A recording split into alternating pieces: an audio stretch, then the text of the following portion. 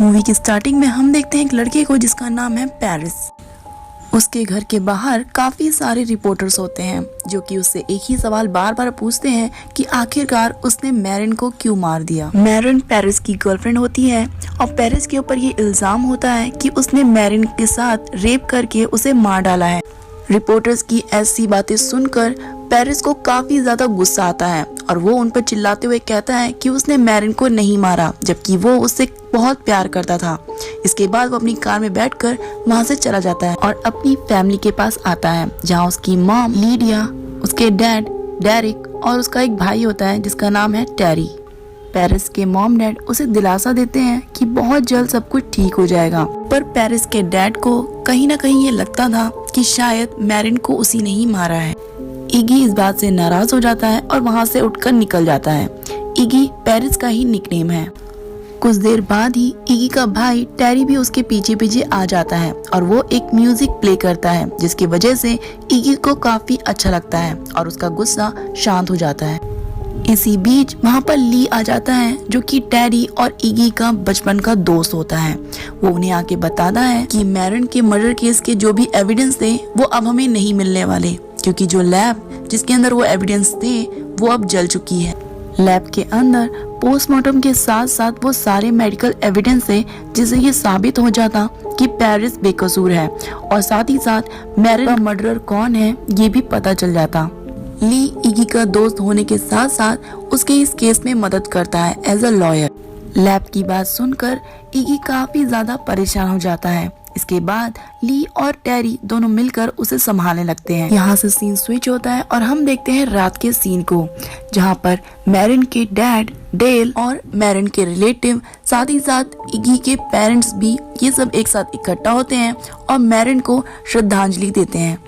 Del सबके सामने ये कहते हैं कि इगी ने ही उनकी बेटी को मारा है और भगवान बहुत जल्दी उसे सजा देंगे। और ये सारी बातें इगी एक ट्री हाउस से सुन रहा होता है। वो इस चीज को देखकर काफी परेशान हो जाता है, क्योंकि डेल उसे अपने बेटे की तरह मानते थे और आज वो उसे अपनी बेटी का कातिल मानते हैं। सभी लोग मैरिन को श्रद्धांजलि देने के बाद वहाँ से चले जाते हैं। इसके बाद इगी ट्री हाउस से उतरकर नीचे आता है और सारी कैंडल्स पर टॉयलेट करता है और साथ ही साथ गॉड को बहुत ज्यादा बुरा भला कहता है। तभी वहाँ एक लड़की आती है जिसका नाम है ग्लेना, जो कि एक बार में काम करती है। ये भी इगी की ही बचपन की दोस्त है। वो इसे ये सब करने से रोकती है। ग्लेना इगी को संभालने की कोशिश करती है, पर इगी बार बार उसे ये कहता है कि गॉड आखिरकार ऐसा कैसे कर सकते हैं। मैरिन तो हर संडे चर्च जाती थी और हमेशा अपने गले में एक क्रॉस पहनती थी। ये सब कहते कहते इगी बहुत ज्यादा इमोशनल हो जाता है और रोने लगता है, पर ग्लेना किसी तरह इगी को संभाल लेती है और उसे वापस वहाँ से ले जाती है। नेक्स्ट डे इगी को अपने सर पर कुछ अजीब सा लगता है। वो ये सब देखने के लिए मिरर में चेक करता है और वो देखता है कि उसके सर पर हॉर्न्स निकल रहे हैं। वो ये सब देखकर बहुत ज्यादा डर जाता है। वो जल्दी से ग्लेना के पास आकर ये सारी बातें बताने लगता है, बट ग्लेना उसे ऐसा रिस्पॉन्स देती है जैसे कि उसके लिए ये सब बिल्कुल नॉर्मल है। फिर ग्लेना उसे कुछ सीक्रेट्स बताती है जो कि उसने कभी किसी से डिस्कस नहीं किए थे, जैसे कि वो मोटी होना चाहती है, क्योंकि उसे ये लगता है कि ऐसी बॉडी पाकर क्या फायदा जब कोई उसकी तरफ ध्यान नहीं देता। और वो इगी को भी ये बात कहती है कि तुम भी मेरे साथ इसीलिए सोए क्योंकि तुम नशे की हालत में थे, अदरवाइज तुम ऐसा नहीं करते। इगी वहाँ से निकल जाता है और डॉक्टर के पास उन सिंगों को निकालने के लिए पहुँचता है।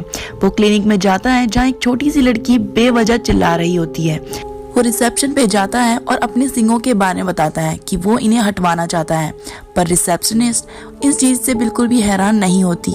इगी उससे पूछता है कि क्या तुम्हें ये बिल्कुल भी अजीब नहीं लगता, तो वो कहती है बिल्कुल भी नहीं, और वो उसे एक फॉर्म देती है कि इसे फिल कर दो। इगी उस फॉर्म को फिल करने लगता है। तभी उस छोटी सी लड़की की मॉम उसके साइड में बैठकर उसे कहती हैं कि क्या मुझे अपनी बेटी को मारना चाहिए क्योंकि वो आपको डिस्टर्ब कर रही है। इगी जल्दी से उस फॉर्म को फिल करता है और रिसेप्शन पे देने लगता है। तभी वहाँ पर रिसेप्शनिस्ट उससे कहती है कि क्या मुझे इस औरत को इस जगह से निकाल देना चाहिए क्योंकि उसकी बेटी की वजह से आप डिस्टर्ब हो रहे हैं।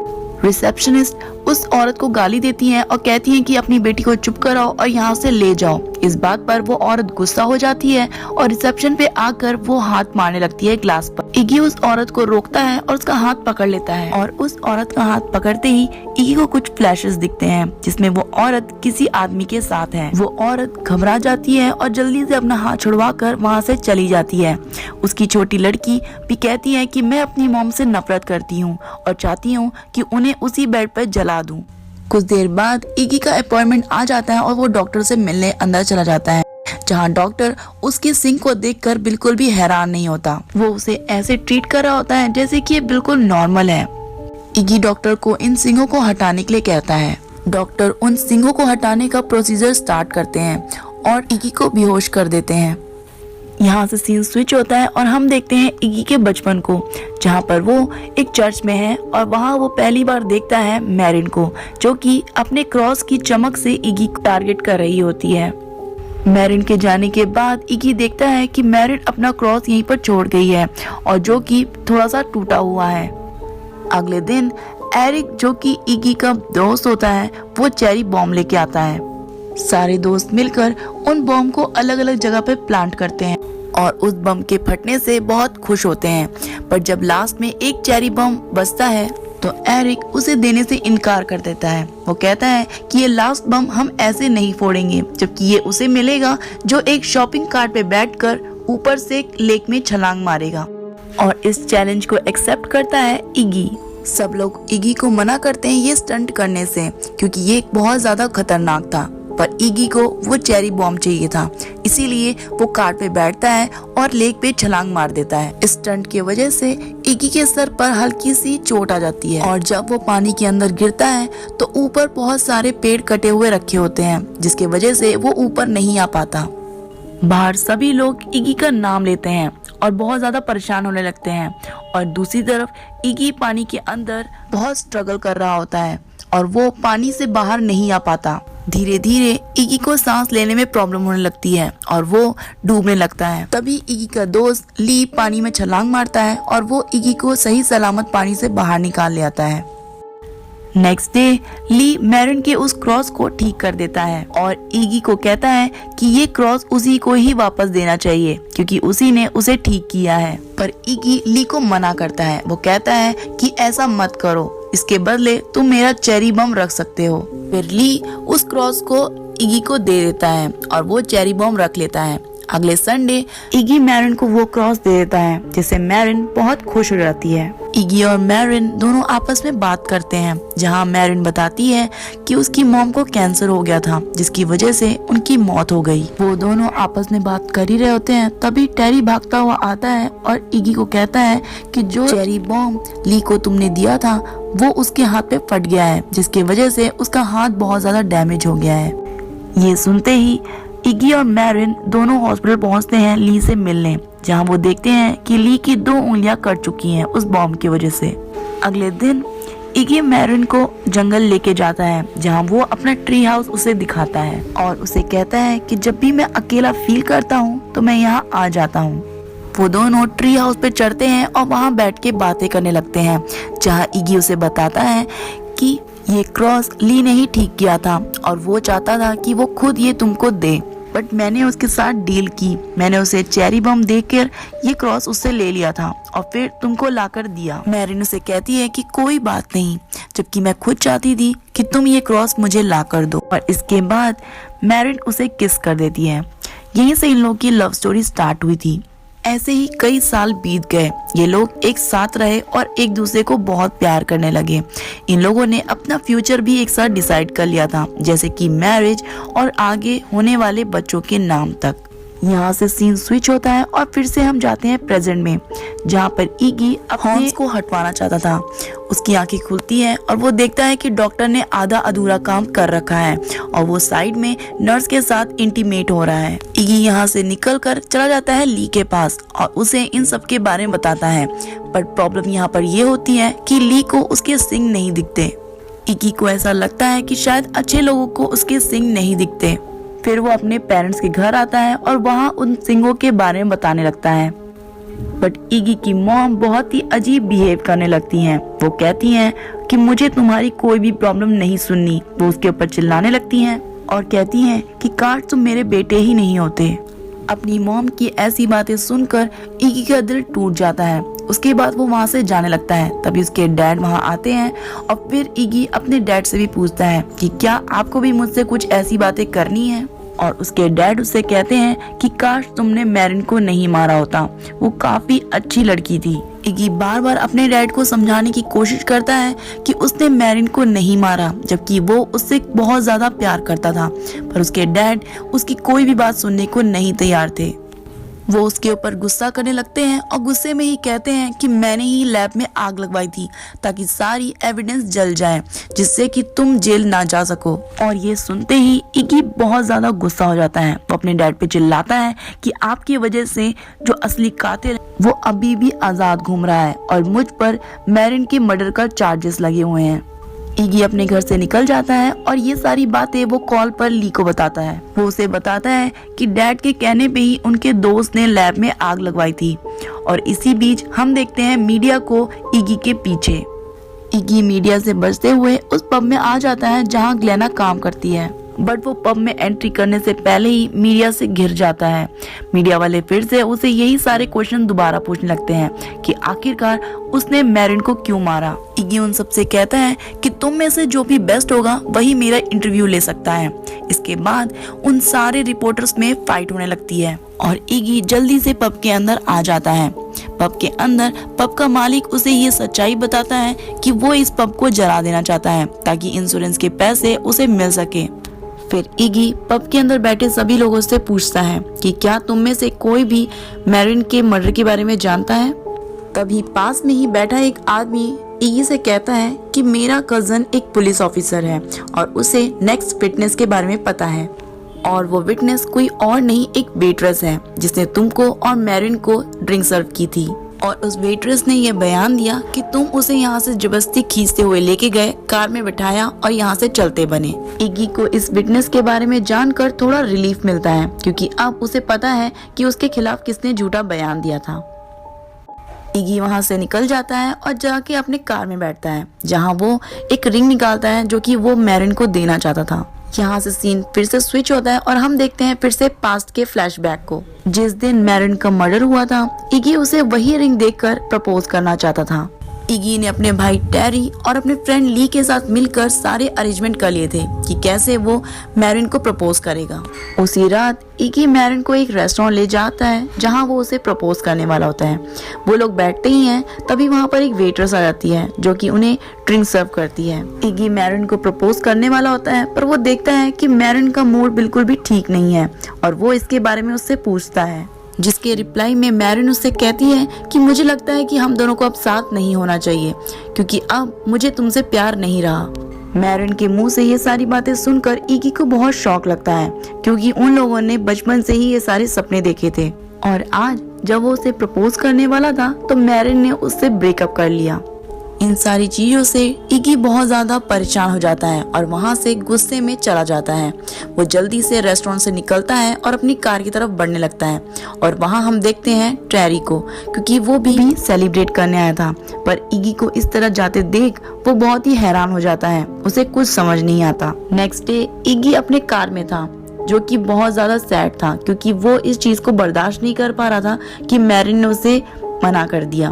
तभी वहाँ पर पुलिस आ जाती है और उसे ये न्यूज देती है कि मैरिन का मर्डर हो गया है और उसके मर्डर का प्राइम सस्पेक्ट वो इगी को ही मानती है क्योंकि वही उसके साथ आखिरी बार देखा गया था। यहाँ से सीन स्विच होता है और हम आते हैं फिर से प्रेजेंट डे में जहाँ पर इगी अपनी कार में बैठ के उसी रिंग को देख रहा था। इसके बाद इगी यहाँ से जाता है उस वेट्रेस से मिलने जिसने उसके खिलाफ झूठी गवाही दी थी। इगी उस वेट्रेस से उस बयान के बारे में पूछता है कि आखिरकार उसने ऐसा झूठ क्यों बोला, जिसके जवाब में वो वेट्रेस उसे कहती है कि उसे फेमस होना था, उसका नाम टीवी और न्यूज़पेपर में आना था, इसीलिए उसने ऐसा किया। फिर इगी उसे कहता है कि जो भी तुमने झूठ बयान दिया था उसका कोई फायदा नहीं क्योंकि उस रात मेरे साथ साथ मेरा भाई टेरी भी यहाँ पर था, जिसे पता है कि मैं मैरिन को ऐसे खींचते हुए नहीं लेके गया, मैं अकेला ही गया था। इसके बाद इगी अपने भाई टेरी से मिलने जाता है और उसे जाकर सारी बातें बताता है, जिसके बाद टेरी उसे एक सच बताता है कि उस रात जब मैरिन का मर्डर हुआ था उससे पहले वो रेस्टोरेंट से उसे घर ड्रॉप करने के लिए गया था। और ये बात सुनते ही इगी बहुत गुस्सा हो जाता और उसको मारने लगता है कि उसने ये बात पहले क्यों नहीं बताई जब पुलिस इन्वेस्टिगेशन कर रही थी। इसी हाथापाई में इगी को कुछ टेरी की मेमोरीज दिखती हैं, जो कि उसी रात की होती हैं जिस रात टेरी मैरिन को घर छोड़ने जा रहा था। वो देखता है कि वो लोग एक कार में जा रहे होते हैं जहाँ टेरी बहुत ही ज्यादा नशे की हालत में होता है।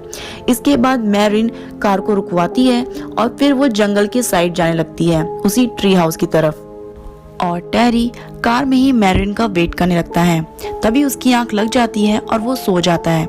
जब उसकी आंख खुलती है तो वो देखता है कि उसके कपड़े पे और साइड में एक पत्थर पे खून लगा हुआ है। टेरी कार से उतरकर मैरिन को ढूंढने लगता है और जब वो ट्री हाउस की तरफ जाता है तो वहाँ देखता है मैरिन की लाश को। ये चीज देखकर वो काफी डर जाता है और वो अपने कपड़े और उस खून से सने हुए इस पत्थर को लेक में फेंक देता है। ये सारे फ्लैशबैक देखकर इगी को लगता है कि टेरी ने ही मैरिन को मारा है और वो उसे बहुत मारने लगता है और उसे बार बार पूछता है कि आखिरकार उसने ऐसा क्यों किया। टेरी उसे कहता है कि उसने ऐसा कुछ नहीं किया और इसी बात से इगी को और ज्यादा गुस्सा आने लगता है। वो उसे फिर से पीटने लगता है। तभी वहाँ पुलिस आ जाती है और उसे अरेस्ट करके पुलिस स्टेशन ले जाती है। नेक्स्ट डे ली इगी को पुलिस स्टेशन से छुड़वा लेता है और ये दोनों पुलिस स्टेशन से बाहर आ जाते हैं। ये दोनों बात कर ही रहे होते हैं, तभी इगी की नजर ली के गर्दन में पड़ती है, जहाँ वो देखता है एक क्रॉस को, और ये वही क्रॉस था जो मैरिन पहनती थी। इसके बारे में इगी ली से पूछता है कि आखिरकार ये क्रॉस तुम्हारे पास क्या कर रहा है। ली कहता है कि ये क्रॉस मुझे मैरिन ने ही दी है। इसके बाद इगी उसे कहता है कि आखिरकार वो ऐसा क्यों करेगी, वो तुम्हें ये क्रॉस क्यों देगी। इसके जवाब में ली उसे कहता है कि मैरिन तुम्हें जिस लड़के के लिए छोड़ रही थी वो मैं ही हूँ। ये सारी बातें सुनकर वो बहुत शॉक होता है। वो चिल्लाने लगता है कि आखिरकार मैरिन ने ऐसा उसके साथ क्यों किया। फिर वो मैरिन के डैड से मिलने जाता है और उनसे पूछता है कि क्या कोई ऐसा लड़का था जिसका जिक्र मैरिन ने उनसे किया है। डैल उसे बंदूक दिखाते हुए कहता है कि ऐसा कुछ नहीं था, वो सिर्फ तुमसे प्यार करती थी और तुमने उसे मार दिया, और इससे पहले मैं तुम्हें मार दूं तुम यहाँ से चले जाओ। उसी रात इगी एक जगह जाता है और उन सिंगों को तोड़ने की कोशिश करता है, पर वो सिंग नहीं टूटते और वहाँ उसे बहुत सारे सांप मिलते हैं। और इगी उन सांप को देख के समझ जाता है कि ये सांप ऐसे ही नहीं आए हैं, ये सांप इसी सिंग को देखकर अट्रैक्ट हुए हैं। इसके बाद इगी उन्हें अपने पास आने देता है और अब इगी समझ जाता है कि ये सिंग उसकी कमजोरी नहीं, एक स्ट्रेंथ है। उसी रात वो जाता है उस वेट्रेस के पास जिसने उसके खिलाफ झूठी गवाही दी थी। वो वेट्रेस अपने घर की तरफ जा रही होती है और वो कार में बैठती है। कार में बैठते ही उसके पास बहुत सारे सांप आते हैं और उसे एक एक करके डसने लगते हैं। फिर इगी जाता है टेरी से मिलने। वो उसके घर के पास पहुंचता है तो वो देखता है कि उसके पीछे पुलिस लगी हुई है। वो उनके पास जाता है और उन्हें ये बताने लगता है कि तुम दोनों गे हो और तुम दोनों एक दूसरे को पसंद करते हो। जिसके बाद वो दोनों पुलिस वाले उसकी बातों में आ जाते हैं और एक दूसरे के साथ फिजिकल इंटीमेट होने लगते हैं। फिर इगी आ जाता है टेरी के पास। वो देखता है कि टेरी के पास बहुत सारे ड्रग्स हैं और वो उन्हें कंज्यूम कर रहा है। इगी अपने पावर का यूज करता है और उसे कहता है कि वो ये सारे ड्रग्स एक साथ कंज्यूम कर ले, और टेरी यही करने लगता है। वो सारे ड्रग्स लेता है और एक एक करके सब खा जाता है, जिसके बाद उसकी हालत बहुत ज्यादा खराब हो जाती है। और इगी उसे कहता है कि ये सजा उसने इसलिए उसको दी है क्योंकि जब उसने मैरिन की लाश देखी तो पुलिस को इन्फॉर्म नहीं किया, उसने खुद को बचाया। नेक्स्ट डे इगी उसी लेक के पास होता है, तभी उसके पास ली आता है और उसे समझाने लगता है। वो उसे कहता है कि ये सारा फैसला मैरिन का खुद का था कि वो तुम्हें छोड़ना चाहती थी। ये बात सुनकर इगी को गुस्सा आता है और वो उसके साथ हाथापाई करने लगता है। इसी हाथापाई में इगी ली के गले से उस क्रॉस को निकाल लेता है और तभी ली को इगी के सर के ऊपर वो सिंग दिखने लगते हैं। जिसके बाद इगी समझ जाता है कि अभी तक वो इस क्रॉस की वजह से प्रोटेक्टेड था। इगी को बहुत गुस्सा आता है और वो ली का गर्दन दबाने लगता है। तभी उसे फिर से फ्लैशबैक आते हैं जिसमें वो देखता है ली के मेमोरीज को, जहाँ पर वो देखता है कि मैरिन उसे बता रही है कि आज वो इगी से ब्रेकअप करने वाली है, पर वो ये नहीं कहती कि वो ली के साथ रहेगी। और उस रात वही होता है, मैरिन इगी से ब्रेकअप कर लेती है और ये सारी चीजें ली वहीं कार में बैठकर देख रहा था। वो देखता है कि इगी अब गुस्सा होकर रेस्टोरेंट से चला गया है और मैरिन टेरी के साथ घर जा रही है। तभी उनकी गाड़ी रास्ते में रुकती है और वो देखता है मैरिन को जंगल की तरफ जाते हुए। ली अपनी गाड़ी से उतरकर चेक करने जाता है टेरी को, जहाँ वो देखता है कि नशे की हालत में है और सो चुका है। इस चीज का ली फायदा उठाता है और वो भी मैरिन के पीछे पीछे जंगल में चला जाता है। वो मैरिन को ढूंढता है और उसे जबरदस्ती किस करने लगता है, जिसके बाद मैरिन उसे कहती है कि तुम ये क्या कर रहे हो। ली कहता है कि तुमने इगी से ब्रेकअप सिर्फ मेरे लिए ही तो किया था, जिसके बाद मैरिन कहती है कि नहीं, ऐसा नहीं है, मैं अभी भी इगी से बहुत प्यार करती हूँ। ये सुनते ही ली को बहुत गुस्सा आता है और वो मैरिन के साथ जबरदस्ती करने लगता है। अपने डिफेंस में मैरिन उसके हाथ पे काट ले और इसी दौरान ली एक पत्थर उठाकर उसके सर पे मार देता है, जिसकी वजह से मैरिन की मौत हो जाती है। यहाँ से सीन स्विच होता है और हम देखते हैं प्रेजेंट को, जहाँ पर इगी को ली के बारे में सब कुछ पता चल गया और मैरिन की मौत के बारे में भी। ये सब जानकर इगी बहुत ज्यादा शॉक हो जाता है। ली पीछे से एक चेन उठाता है और इगी को मारता है। इसके बाद उसे बताता है कि उसी ने वो खून से सना हुआ पत्थर टेरी की कार में रखा था। ली इगी को बहुत मारता है और फिर उसे एक कार में बैठाकर उस पे पेट्रोल छिड़क देता है और आग लगा देता है। इगी अपने डिफेंस में कार को स्टार्ट करके लेक में कूदा देता है और हर जगह ये न्यूज फैल जाती है कि इगी की मौत हो गई है कार में जलकर। बट अभी भी उसकी बॉडी नहीं मिली। टेरी हॉस्पिटल में एडमिट होता है और उसके पेरेंट्स भी वहीं होते हैं। वो सब इस न्यूज को टीवी पर देखते हैं। यहाँ से सीन स्विच होता है और हम देखते हैं इगी को पानी से निकलते हुए। वो अभी भी जिंदा है और वो इसी हालत में पहुंचता है डेल के पास और उसे सब कुछ बता देता है कि किसने मैरिन को मारा है। इसके बाद वो मैरिन के उस क्रॉस को डेल को देता है, जिसमें डेल कहता है कि मुझसे ज्यादा तुम्हें इसकी जरूरत है। इगी मैरिन के उस क्रॉस को पहनता है और वो देखता है कि वो बिल्कुल पहले जैसा हो गया है और उसके सिंग भी गायब हो गए हैं।